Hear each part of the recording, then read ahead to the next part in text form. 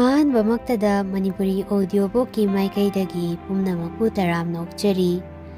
Audio Book asigi oina MA Manipuri Syllabus ta yauba Khumanthem Prakash na iba wari macha Wanom Sareng hairiba wari macha si laukhatjari.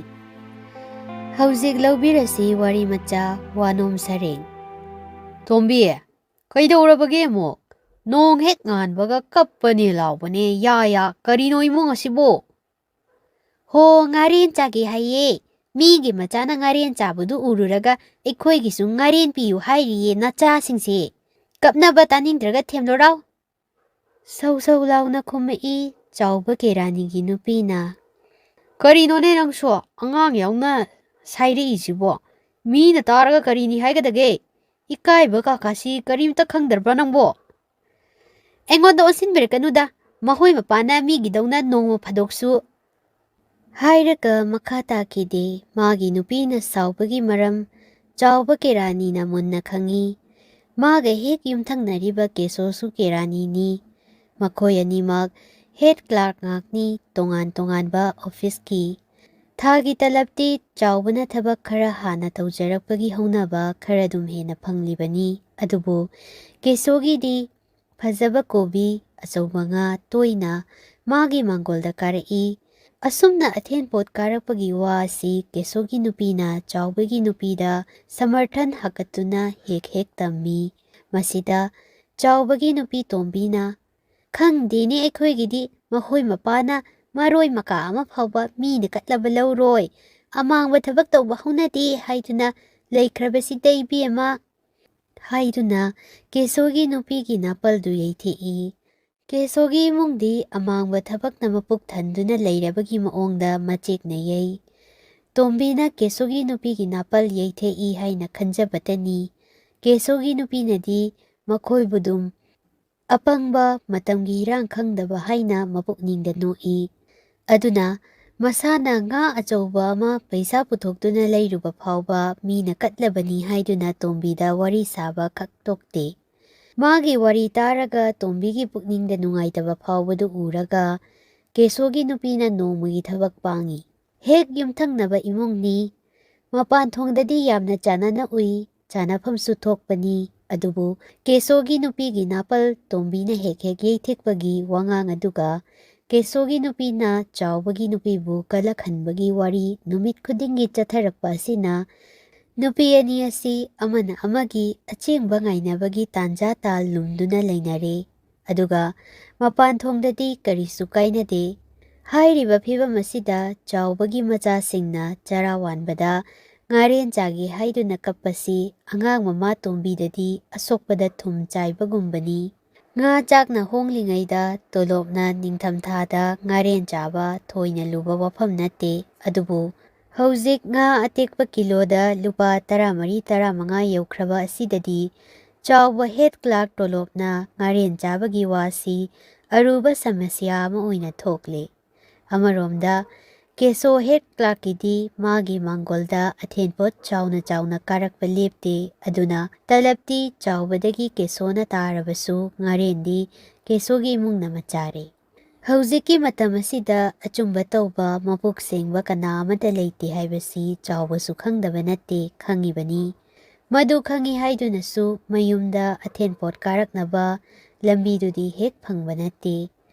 masigi lambi asisu irailaiba natlamdre haibasi chawba head clerk khanglakle iphongna akhang ahesingda koihang hangba yaba lambi su natte handak maraksi chawba mapukning leitade adubu tanja laklabadi thadoklaroi haibasimadi chawbana mapukningda chap yungkhre asumna chawbana tanja lakpa ngaiduna leiringaisida ninglabadi thoklaba ama lai haigumladana nongmadi ayuk pung 9 lom tarakpa duwaida nupa ama chawraba sareng ama puraduna chawbagi darida leplare Head clerk sayuki sangai sibu si oirabra. Mani somda lengsinbiyo haiduna tombina mora tantha thai Nahal head clerk sayibna sonbiramba duda pujarakpani kaithielda gana chade patagi pharakpada ngairibani haiduna thangai mung sanglaba sareng adu mangolda hek thammi Moi pabung maninglomda hakchang singdokba changkri thoraklani. Hairamlaga Tombina Sareng adu nanghoroidagum pak laktuna imungda pusinki. Chawba head clerk na thoraktuna taram kawi. Kari thabaki oirabano? Head clerk sayebu na janingduna sum lakjabani.